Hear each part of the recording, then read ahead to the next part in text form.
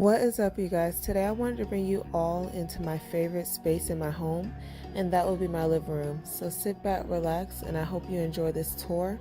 The theme that I was going for was a farmhouse modern, so let's go ahead and get started.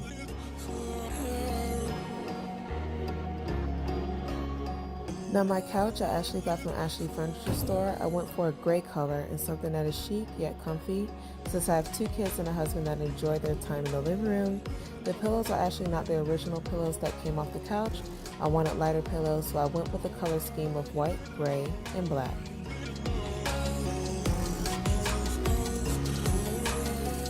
I'm in love with these pillows. Now what attracted me to this couch was the detailing on the front. This is something simple but also makes a statement. My end tables I purchased from Wayfair, which I love. It was one of my first buys.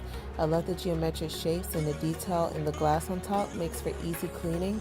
The only downside is that one came defective, but nothing that we can't fix or that's super noticeable. Now the lamps I actually got from Ross, forgot how much they retailed for, but definitely got them for a steal, and they go well with my home decor. Like, I love them. So my other sofa is basically the same concept. I just wanted to make sure that I basically got a nice little detail, which is the wooden button detail, to bring together the rustic feel to the living room, as you can see right there.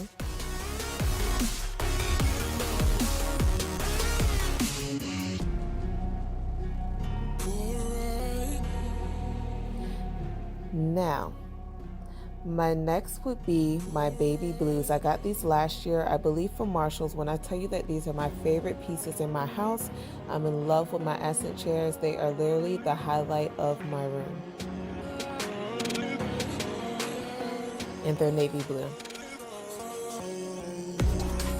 Now, one of my greatest projects will be my accent wall, which sets my whole living room off. I love the stripes and the colors which pop it off. I love, love, love my accent wall.